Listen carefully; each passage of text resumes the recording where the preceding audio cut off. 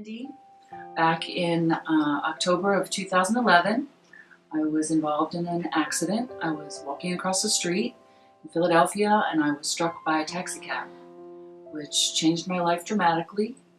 I had major back injuries, head injuries, concussions, had to have some emergency surgeries from that. Doctors really couldn't tell me how I could get better or what I could do to get better. And exactly a year later, after my taxi incident, I started having major drop foot issues. I could barely walk. We were on vacation at the Jersey Shore, and I ended up in a wheelchair. And from that point, I'm gonna get emotional. Sorry. I'm Gail Sanders, and I came to Dr. Conicello's office about a year ago. I had been suffering from carbon monoxide poisoning, which happened from our generator that was outside our house, and the exhaust had gone into all the vents outside into the house. And I had suffered for a couple days with it before I actually went to the hospital. Going to the hospital, they had no clue. They said I did not have it. They sent me I went to my regular doctor. She could not figure out what was wrong.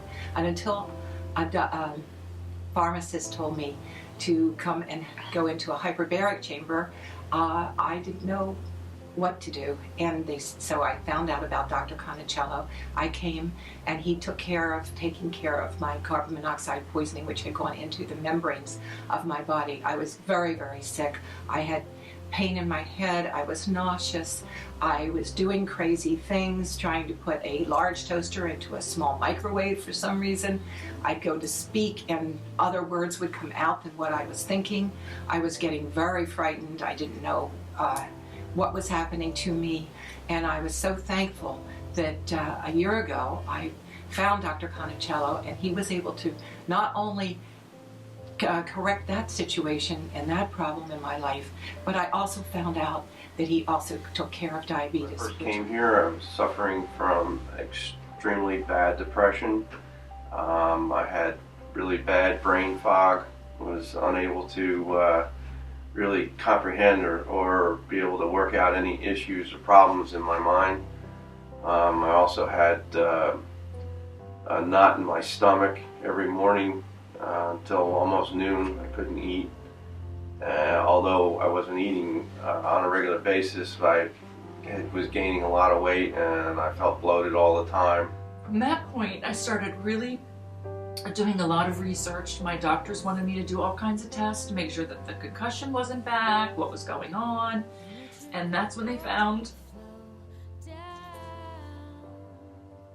that I had 22 active lesions on my brain, in which case they diagnosed me with MS, primarily because of the trauma of the accident I was in. So, doing all of my research, I stumbled across this place and started treatments here. At that time, I was able to use a cane, but I still had to have the assistance sometimes of a wheelchair. Then after the tests came back and we found out what I was allergic to, and I stopped eating those things, within 1 week, symptoms that I had had for some of them for a year, some of them for 15 years, just disappeared, gone. And I've been staying on the diet since the 1st of January, and every week I've felt better and better. I've had more and more energy. I was finally able to get to the gym, and now I can't wait to go, where in the beginning I was so depressed and so weak I really didn't think I could go. Which I was very, very high in my A1C, which was the test for diabetes, which was a number 11, and he has been able to, through all types of treatments, been able to get me almost totally off insulin and all the way down to a 6.2 in my A1C. My sugars are now normal. I am very, very happy with all the treatment that I've gotten here. It has been a wonderful experience. These are wonderful people, and I'm just so glad that God gave me the knowledge to be able to come here and to go through all that Dr. Conicello has done for me and his staff. and I'm so thankful. After the first 5 treatments here, I didn't need... Sorry. It's okay. I didn't need my cane anymore, or my wheelchair. After about 10 treatments, the dizziness was gone. I was able to actually drive, which I hadn't done in almost a year. And it just has continued to get better and better. It's completely changed my life through the different dietary measures I've taken, through the help here. I can't give this place enough credit, because it really, really has turned my life around to the point now where my wheelchair that I had has been donated to an organization that uses wheelchairs. My cane I gave to a good friend who had hip replacement surgery. And now I'm living life, going to the gym. I have a 6-year-old little girl. I'm involved in her life. And life is just really fantastic. And now I feel great. I feel better every single day. I've lost about 20 pounds, even though it's not a weight loss diet, but it helped me drop some weight that I needed to get rid of, and started the workout program that I was taught about here, and things are going great. Great. Yeah. And I have already recommended him to many of my friends. Some have been coming, and more are going to be coming, and I highly recommend him to you. It seems that he understands much more than the medical doctors, much more than the hospitals that you could go to and the other doctors. He understands what really is going on in our bodies and is able to correct it without dangerous medications. And through doing just diet and other type of treatments, we've been able to correct so many things. So please, if you are having a problem, go see Dr. Conicello at Agape. I have to say a huge thank you to Dr. Conicello and this wonderful place, because they've changed my life for sure. I would highly, highly, highly recommend it. I think that's Great. it. Yeah.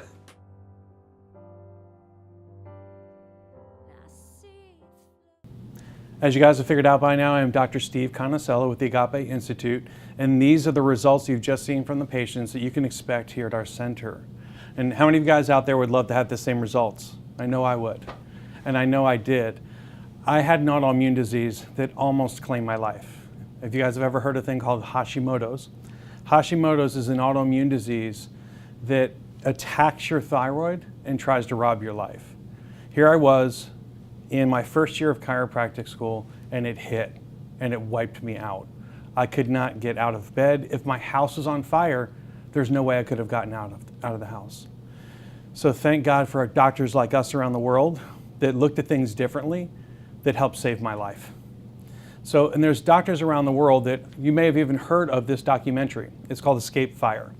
Escape Fire, basically the doctors around the world got together and they started shooting in their clinics. They went to the Cleveland Clinic. If you guys have ever heard of the Cleveland Clinic, the Cleveland Clinic is probably the biggest and most prestigious hospital in the entire world that also has a medical school.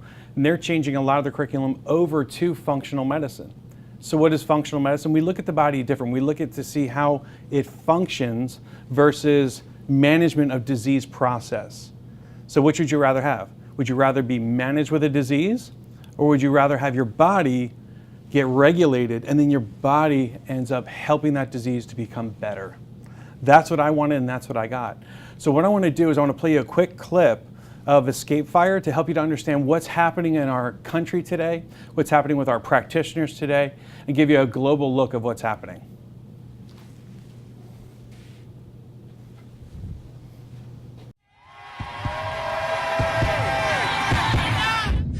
All I hear is how we're going to give more people access to the present system and how we're going to pay for it. But the present system doesn't work, and it's going to take us down. We need a whole new kind of medicine.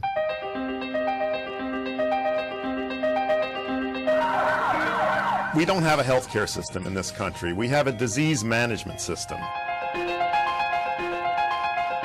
Many people have a hard time believing that these simple choices that we make in our lives each day can make such a powerful difference. The American healthcare system, it's generating rivers of money that are flowing into very few pockets. In the health insurance industry, at the executive level, what's most important is meeting Wall Street's expectations. And they have to. These for-profit companies, by law, have to serve shareholders. You almost forget what you're doing is providing health care. The healthcare system is unsustainable. We're really mortgaging the future. Not just the health of healthcare, we're talking about the health of the nation.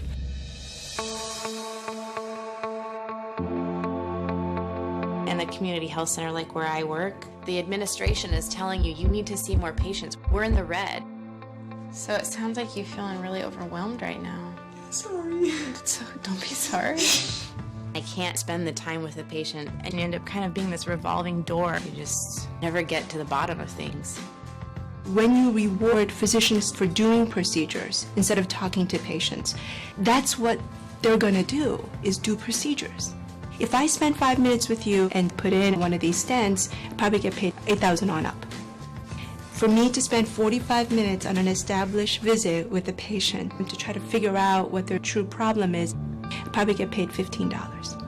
It's a completely irrational system. 30,000 Medicare recipients die each year from care they didn't need. That's the equivalent of a jumbo jet crashing every single week. If the aviation industry killed as many people, we'd be up in arms. How do we come to believe that the only way to treat disease is by giving drugs? The military is a microcosm of what the problem society's having. Soldiers' use of prescription drugs has tripled in the past 5 years. When you're deployed, they feed you, feed you, feed you, feed you. All this stuff just to keep you going. Mission, mission, mission. This medications I was on.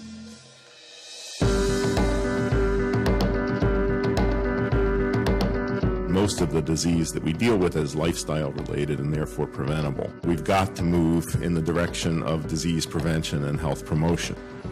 At Safeway, we provide incentives for people to engage in healthier behavior. We've improved the health of our workforce, the productivity of our workforce, and our own bottom line. So making money and doing good in the world are not mutually exclusive. Here at the Cleveland Clinic, we're all salaried. What we do for a patient is dependent upon what the patient needs, not on our financial incentives. The Army Surgeon General directed that we establish the Pain Management Task Force to take a look at alternatives to narcotics. I'm 2.5 months out of combat.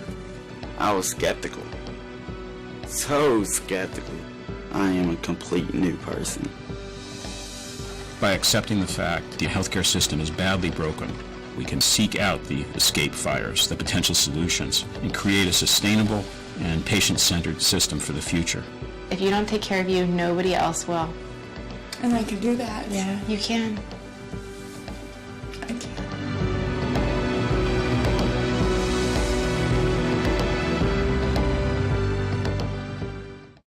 So as you guys seen, we're having a pretty big healthcare crisis, aren't we? Yeah, really, really big healthcare crisis, right? So what constitutes healthcare crisis? Would we say that it's our food? Is it our water? Is it lack of exercise? Yeah, it's every one of those things. And that's what I hear every day with patients coming into our institute, that, you know, doc, I'm not as active as I used to be. And you know what? The foods I'm eating, even though I'm eating organic, I'm still getting sicker. What's wrong? What's going on?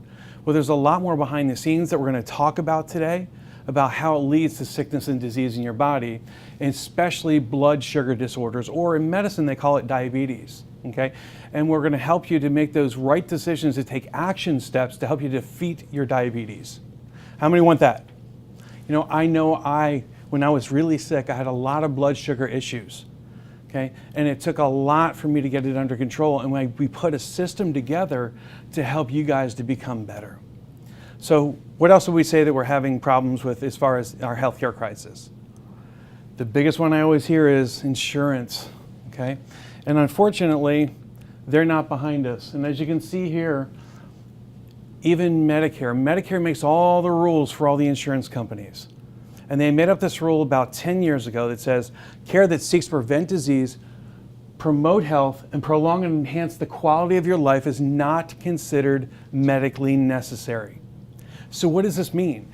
That means that they want to give you medications and they want to give you surgeries to manage your disease. Does anywhere in there say that they are going to cure it or remediate it? No, because they don't want to do that. They want to manage you so they can increase profits for big pharma. That's not okay in my book. Okay? I've been a traditionally trained chiropractor. I had specialties within chiropractic, doing functional endocrinology, functional medicine, functional neurology, all these things to help people to get better, even clinical and functional nutrition. These things help to get people well. And I want to be able to help you guys to have that as well so you can get the results that you deserve. Okay? So let's go ahead and move forward. So, like we said before, America's healthcare crisis. How many guys out there know that it's really good to exercise? Right? We all need to exercise, right? But what if we have a dog? Should we exercise the dog? We absolutely should exercise the dog. But I promise you, this is what I see, is people literally walking their dog, driving a car. That's not okay. Maybe if it was a cat. No, I don't want to offend the cat people out there.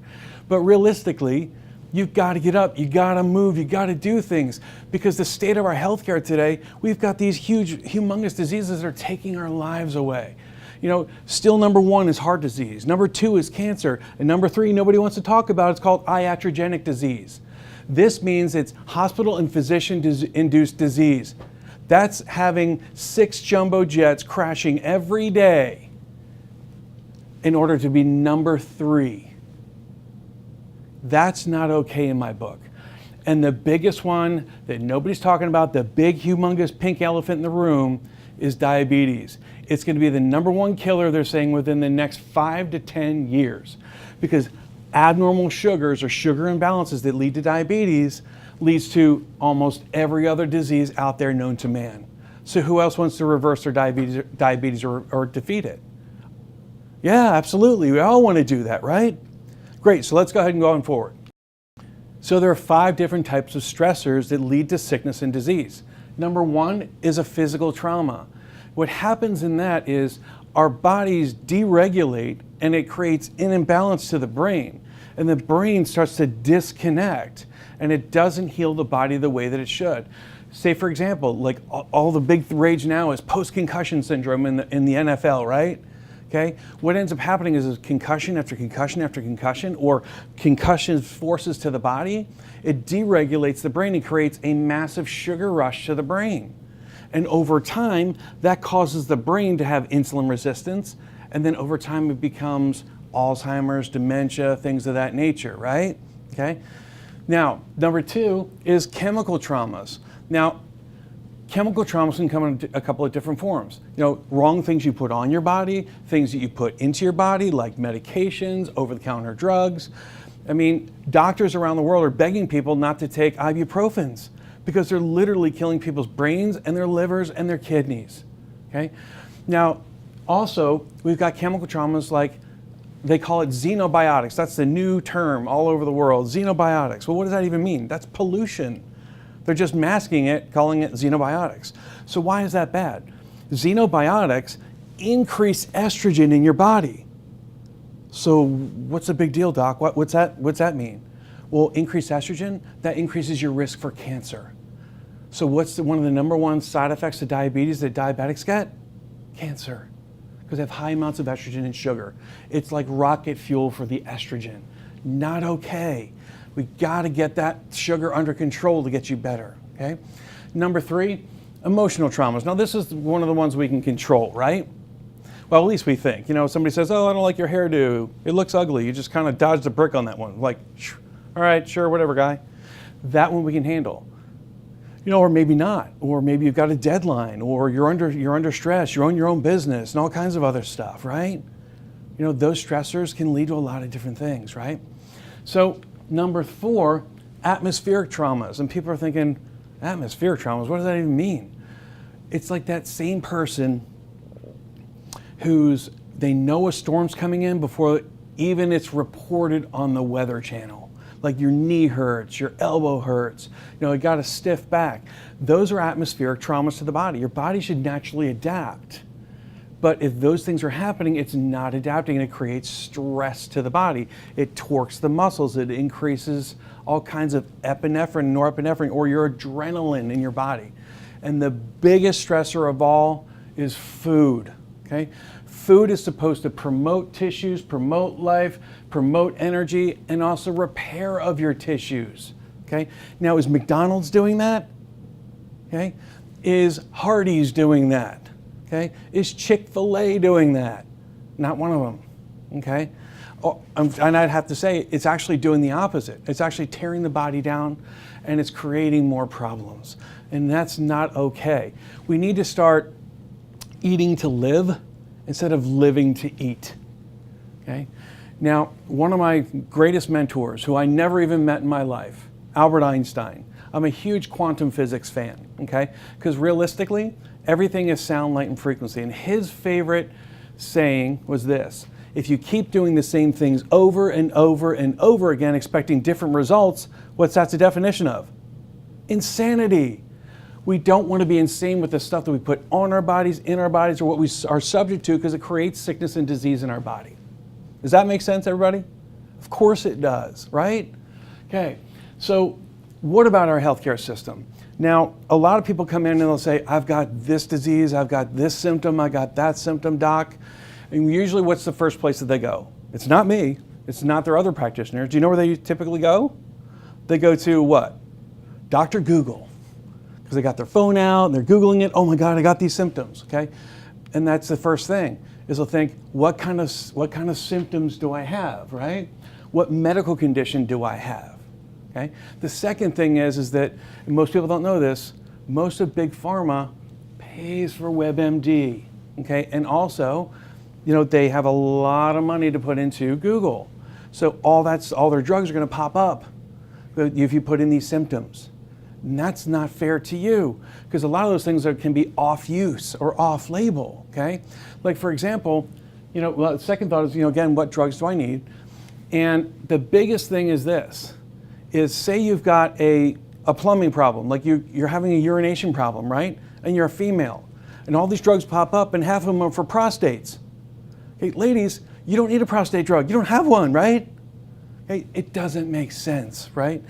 Everything needs to be biospecific to you. We got to take out all the junk and find out exactly why things happened. Okay, like I said before, I was a traditionally trained chiropractor, but what you also don't know is I also went back to med school too. And in med school, they used to call me Dr. Y. And it was kind of a funny thing, but I actually counted it as a badge of honor, because I'd sit there and go, why is that? Why is that? Why is that? And I always wanted to go, where did that come from? But in med school, they didn't teach us that. It was, here's your symptom, here's your drug. And it didn't make sense to me. Like, why can't we go back to the beginning? Where did it come from? Why can't we get rid of it? It doesn't make sense. And I came to an aha moment because of this, is this. Pharmaceutical companies spend billions of dollars a year to not only infuse their stuff into the medical system as far as education, but we are also one of 2 countries in the entire world that allow us to advertise medications. As Americans, we are 5% of the population and take over 87% of the drugs in the world. That's not cool in my book. Hey, if you need it, you need it, right? But what if we could find out why the body have a problem and then get the body to do it what it's supposed to do, what it was designed by God to do, to start healing it and bringing it back to its normal state, right? And sadly, drug companies, they'll say if you've got a thyroid problem, a diabetes problem, a hormonal problem, you have to be on those drugs for life. And even the CDC says that's not true. We've got to start taking our country back and our lives back. So let's move forward. So symptoms like this we'll see in our office. Bowel difficulty. All right, now why would we see bowel difficulty? Okay, number one, bowel difficulty is a big deal. You think, oh, I'm just not going to the bathroom, or I'm going to the bathroom once a day. What's the big deal? Here's the big deal. All 600 of our hormones in our body start out in our small intestine. So if our bowel is sluggish, what do you think our hormones are going to be? Now we're talking about hormones for our brain. Hormones for everywhere, not just male and female. Okay, that's a big, big deal, right? Here's the other thing. 80% of our immune system starts out in our small intestine. So if our bowel is sluggish, do you think we're going to have immune compromised problems? Absolutely we're going to. The other 20% is controlled by your brain. That's also what we need to look at when we're at the Institute too. We look at how the brain is functioning. How is it interconnecting? We use a thing called the QEEG to actually analyze your brain to see, is it performing correctly? Is it underperforming? Or is it super overperforming, creating problems within the brain itself? And that's what happens in the cases for disconnection syndrome, or what they call spectrum disorders, with ADHD, dyslexia, autism, Asperger's, OCD, PDD, all of these things. And we have the technology to look for that to help these people to help recover the brain as well, okay? So we also see tired, sluggish, mood swings, nervous and emotional, and the biggest one, depression and anxiety. Do you know that over 50,000 people a year actually died from the side effects of serotonin reuptake inhibitors? These are the drugs that give people for depression and anxiety. Who's signing up for that one? That's not okay. It's really not. Do you know where serotonin's made? It's a hormone. And hormones are made where? Our gut. So why are we not looking there? And we're taking this chemicalized version of it that actually shuts off our own serotonin in our intestine and puts chemicalized in our brain. Not okay. Really, really not okay. Then we look at insomnia. That's another big one that we see. And this isn't necessarily defined by, I can't get to sleep. It's also defined by, I got to sleep and I'm waking up at 2 or 3 o'clock in the morning. Who's doing that one? Okay? A lot of people are. And we're going to talk about that, why that's so poignant in disease of diabetes, because this is one of the kingpins of why it's happening. Okay? So let's go ahead and move forward. Weight gain. This is another big one for diabetics, because what ends up happening is it's hard for them to lose weight, or they'll lose 10 pounds and then gain back 15. Who's doing that? A lot of people. Okay? The reason why, and we're going to talk about it in a few minutes, is a thing called cortisol. That guy can be your friend or it can be your enemy. Okay? In the case of diabetes, it is slammed down, it is your enemy. Okay? So let's go forward. Now, we're going to talk about the thyroid. The thyroid is the master of all 600 hormones. Okay? So let's break this down a little bit. Now, the thyroid is a butter-sized organ that sits at the base of your neck. Okay? It sends out T4, which is an inactive thyroid, and then there's T3, which is active. Well, we only send out 7% of active.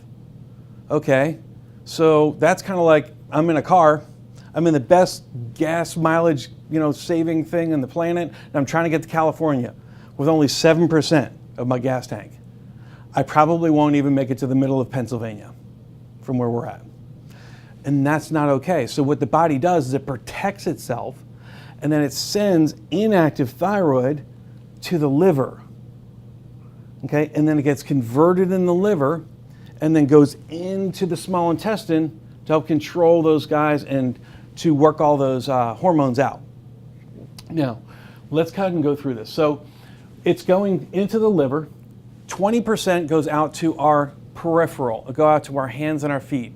And typically people that are diabetic or that have thyroid problems will have cold hands and cold feet because it's not getting converted correctly. Okay?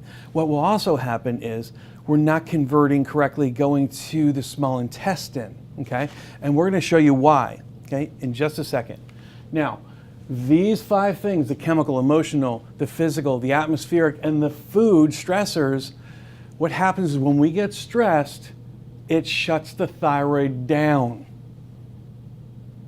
That's a huge thing. And guess what? Our body goes in response, oh my God, I'm under stress. I'm being chased by a lion. Now, if you're being chased by a lion and say you just ate food, do you think your body's going to worry about processing food? No. It's got to get blood to all of your extremities, to your legs especially, to run away from that lion, right? So your body needs fast sugar. So it uses cortisol. Cortisol is your enemy at this point, because it shuts down thyroid, and it won't convert thyroid either. So we start feeling fatigued. We wake up in the middle of the night. All kinds of different things start to happen. Well, cortisol is your body's pure sugar in response to stress. So when we're stressed, okay, in one of those 5 stressors, what happens to the food you just ate? It locks it in the stomach, your body ferments it, turns it to alcohol and puts it into your liver. So what's alcohol? Sugar. What's your adrenal gland? Cortisol and sugar. So sugar and sugar. So do you see how that's a big problem? Your body starts turning on the sugar mechanisms. And your body, it doesn't even have to be tasty cakes, ding dongs, and ho-hos. It could be kale. It could be an apple. It could be meat.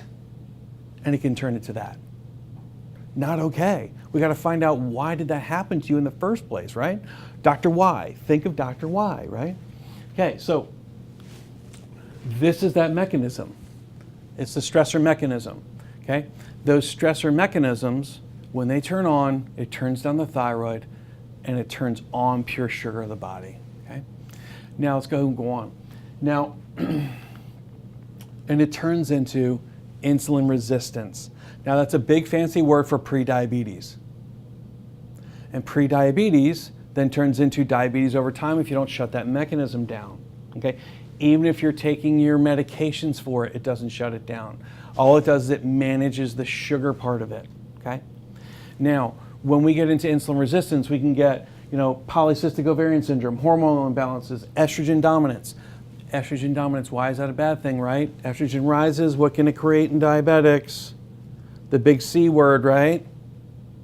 Okay? And then it goes into high cholesterol, increased fat storage, upper abdominal obesity, migraines, aches and pains, fatigue after meals, cravings for sugars, inability to lose weight, constant hunger, fatigue, all of these things, okay? And then, boom, the system crashes, and then we turn type 2 diabetic, okay? Or it can even happen in a child and create type 1 diabetes, okay? So, and what happens in diabetes is we end up getting vascular disease, where the sugar eats away the vessels of the body. We start losing fingers and toes, and it starts attacking the nerves. So we get peripheral neuropathy, or sugar sitting on a nerve, eating away the nerve, which becomes quite painful. And it can attack the eye, causing diabetic retinopathy, so we end up going blind, okay? And we start getting heart attacks, strokes, okay? Because it'll attack the heart, and it will also attack the brain too. And the big thing that people are not talking about is it becomes a burden on people's families. It ends up leading to their demise. This is where they end up dying because of not knowing why their body's imbalancing sugars. Okay?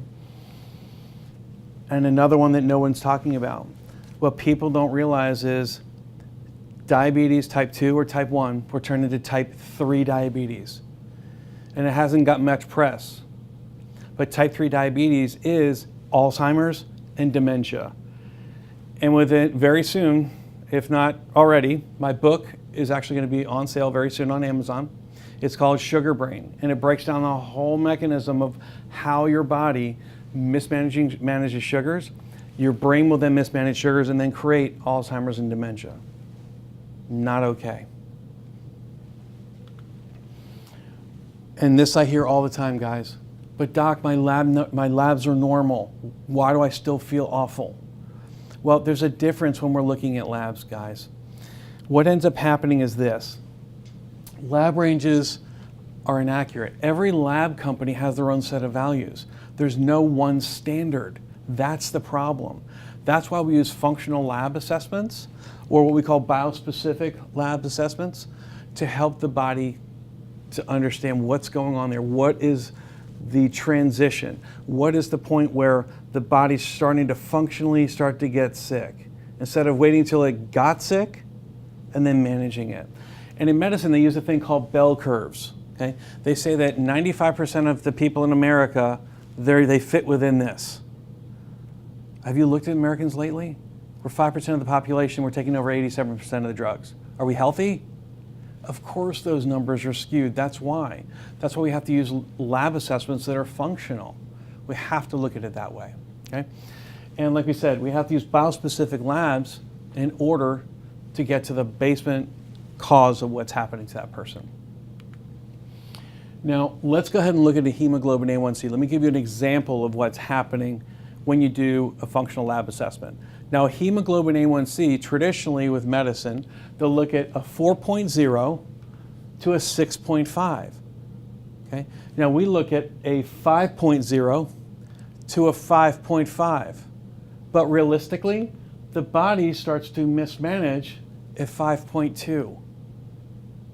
But they won't start treating it in medicine until they hit a 6.4. That's like saying, me and my kids are on the floor and we're doing a puzzle. And the 5-year-old jumps up, and it's always the 5-year-old, jumps up and runs for the door. He grabs the door and he's gonna run for the street. Okay, now are we gonna stop that 5-year-old at the door before he gets run over, or are we gonna let him get run over? And unfortunately, that's what's been happening over and over and over and again in any lab assessment. Instead of you're managing a disease versus trying to get the body to get rid of it on its own. Does that make sense? Of course it does, right? Now we have to look at these guys. Now, just like we talked about before, we talked about that the thyroid is one of the biggest kingpins of what actually creates diabetes in the body. Now, every one of these guys up here on the screen, they all have the same symptoms. So how do we know if it's diabetes, if it's a thyroid disorder, if it's a GI disorder, if it, is it a hormonal imbalance, is it a nerve system imbalance, like we talked about? Because we could have a trauma that's causing the brain to imbalance, and then the brain is actually creating that disease process. How do we know? We have to have the proper testing to know it. And that's what we do here at the Institute. We test it and test it and test it till we know exactly where it is. Then we teach you and mentor you through that so you can help your body to get yourself better. Wouldn't you rather get control back for your own health? Of course you would want to do that. That's what everybody says when they come into the Institute. Now, most people don't know this, but when we have an autoimmune reaction, now let me define that. Autoimmune means your body is creating disease in the body itself, or it's attacking itself. It's not like you went to your friend Joey's house and you caught diabetes, okay? When you catch something, that is considered a non-autoimmune problem. That's just a disease process. Now, when we have an autoimmune reaction, the body creates that, right? Now, when we have an autoimmune reaction, typically 50 to 60% of other things in our body are being attacked at the same time. So, for example, somebody that has diabetes could also have, some cancers, or it could have irritable bowel, it could have endometriosis, it could have PCOS, it could have all kinds of different things happening all at the same time. And that's what we're looking for. We're looking to see is, okay, what's happening to that person, what's happening over the long haul of what's happening to them. Not just that one thing that they're coming in for, but we've got to protect them for their health for the future as well. And wouldn't you want us to do that? So you don't end up having to have a problem way down the line? That's not okay in my book for doctors to let that go. And it's not their fault. They're trained that, okay, here are your symptoms, here's your disease process. So getting help, let's talk about that. Now, traditionally when you go to your doctor's office, they're gonna run some tests and then they're gonna say, oh, you've got this or this, let's manage that. Well, let's look at the statistics from the World Health Organization. Now, if you don't know who they are, they're the guys that control and manage all the medical associations in the entire world. And this is what they had to say. They said that 90% of all diseases prevalent today are not treatable with orthodox medical procedures. So what does that mean? Treatable means curable. So that means 90% of diseases out there, they want to manage it.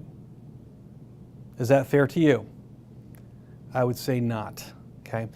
Now, in their defense, that's how they're trained and that's how they look at things. We look at things differently. We look at why did the body fail in the first place, support that mechanism and let the body make that decision to allow it to heal itself on its own. Wouldn't you rather that than be managed for that sickness or disease process, right? I'd much rather allow the body to do what it was meant to do, right? Okay, so let me ask you this bold question. How many of you guys think that you can predict your own health? And most people say no, okay? But I'm gonna tell you, you absolutely can, yes. Because if you order the correct tests, okay? And not the ones that the insurance companies will tell you, oh, you can have these tests, because they'll give you limited tests because they know if you run the correct tests, you'll actually get rid of the problem. Because sadly, insurance companies want to keep you sick because they make more money when you're sick. Because guess what they get to do? They get to raise your deductible and deny care. So that maximizes profits, doesn't it? How do I know? My father was a vice president for an insurance company. So I understand how it all works. Number 2 is determine the true underlying cause of why did it happen to me in the first place? Remember, Dr. Why. Why? Get to the basement of what happened to you so we can support the body and reverse that problem for you, or your body reverses that problem for you, okay? Number 3, focus on the cause and not the symptoms. It's not that we don't want to hear about the symptoms, it's that if we can find out why, we don't necessarily need the symptoms, because remember, most symptoms are all the same, okay? Typically in autoimmune, or that 90% that they were talking about, right? Okay, number 4, correct the dysfunction and don't alter the labs with drugs, because we've seen this time and time again, where the labs look great, but you still feel terrible. How many of you are doing that one? That was me. I was really sick, and my labs look great, and the doctor's like, well, maybe you need to take some Celexa. Really? It's not in my head, doc. I'm really sick. And once we found the doc to help me to get better, reverse that problem, you can't stop me from learning to help more people to get better. This is my life's work, and I want to do nothing else but to help you guys to get better. Okay? And address the body as a whole. Here's the problem in medicine, and don't get me wrong, specialties are great when we need them, okay? But traditionally what's happening is this, is that we've got to look at it in terms we can understand. It's kind of like the entire forest is on fire, and the specialist is looking at a tick on the tree in the middle of the forest instead of the forest fire. Does that sound about right? Of course, because that's what's happening. Because we're so focused on that, we're forgetting everything else. So what we do is we look at you as a whole person, what they call is holistic medicine, okay, or functional medicine. We look at you completely different on your labs and on your assessments than traditional doctors do, okay? And then we do a systematic approach. Now this system was built off of my own ill health, okay? When I was really sick, I was writing down everything that Dr. Kessinger did for me, writing it down, and had him mentor me through the whole thing. So when I got well, I knew I wanted to do this so I could give this to the rest of my patients. Now this happened a long time ago. And I've kept up with years and years and years of the newest research and the newest things to be able to help you to explode your results, to get your body to do exactly what it's supposed to do. And the biggest thing is we mentor you through it. We've got the best people in the office. We've got nutritionists. We've got neural integrative therapy people. We've got hyperbaric chambers.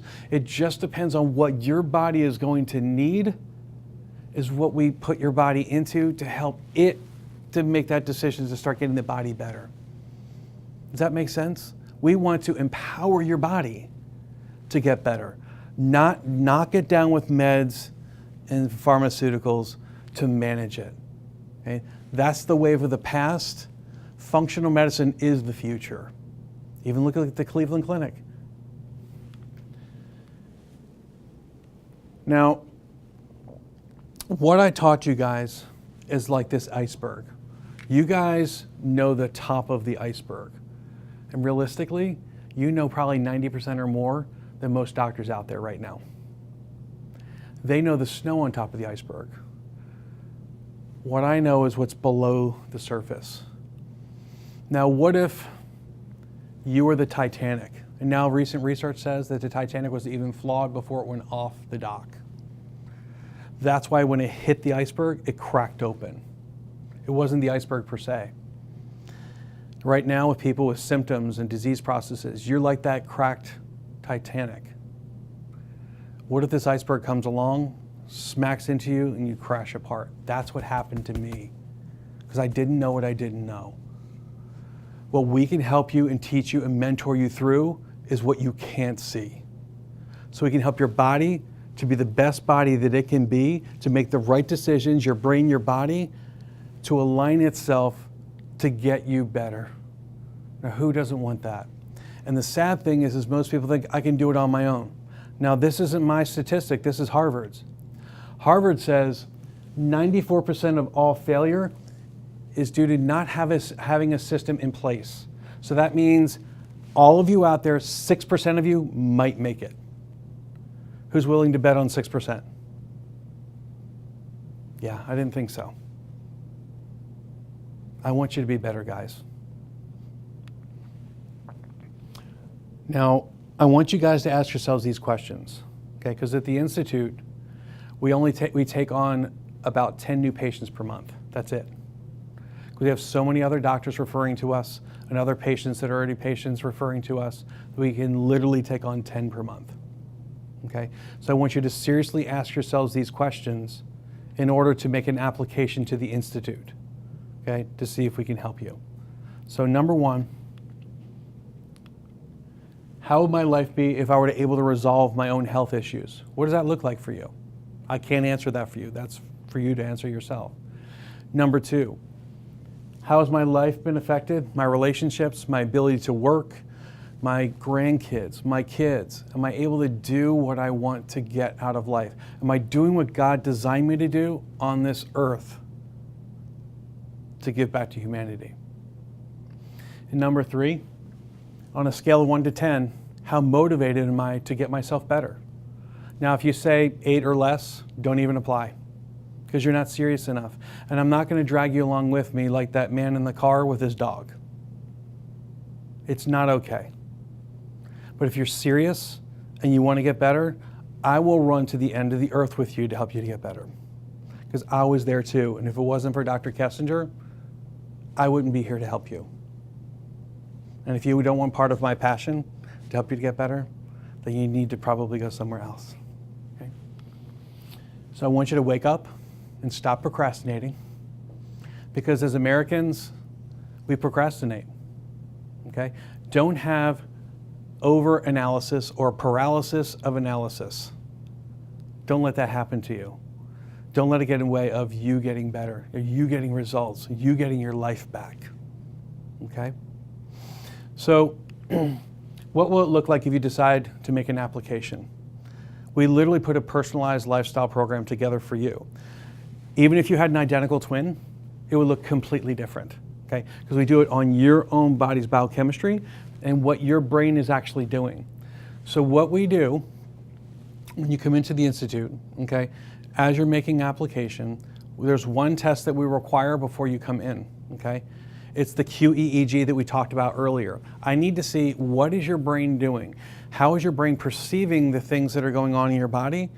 Because that's going to tell us and guide us to, all right, what do we have to do lab-wise or detox-wise or different things for your body? So we make it mandatory before you come in, okay?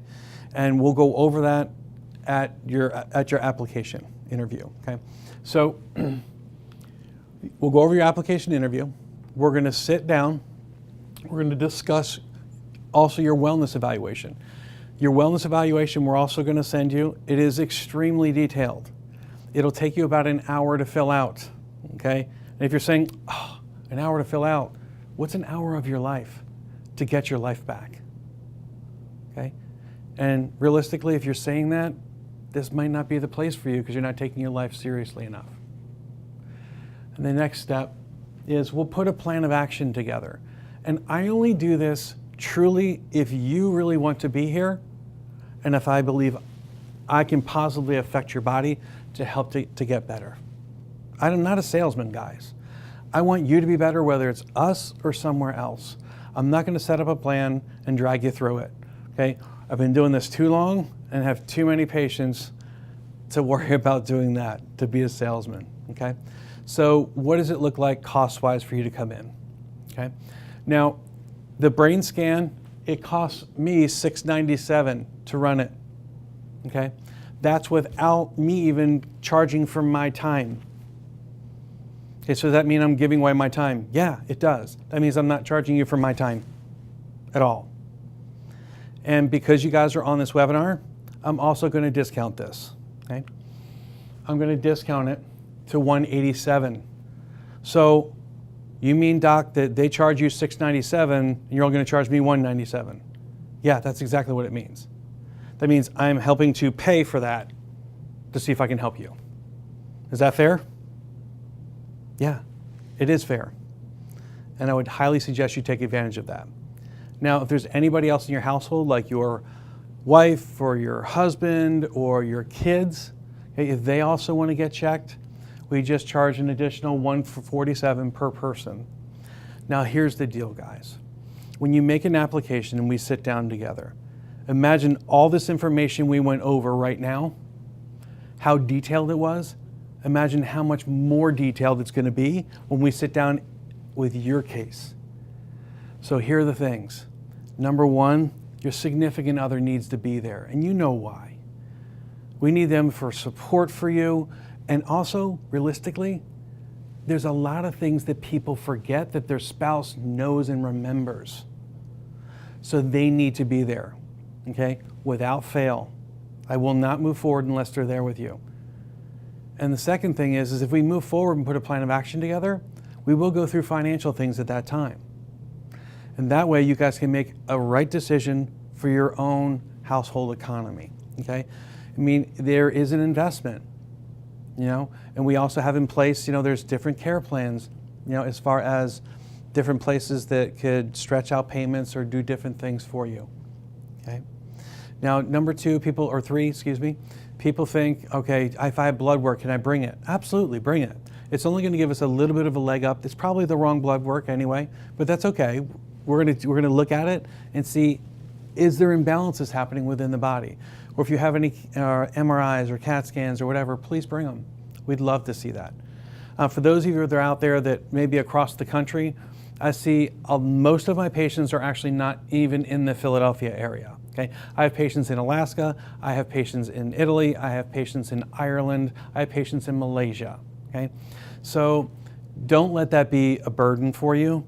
I do a lot of telemedicine, so with Skype or Zoom, all those different things, we do a lot of that. So don't let that be a barrier for you, okay?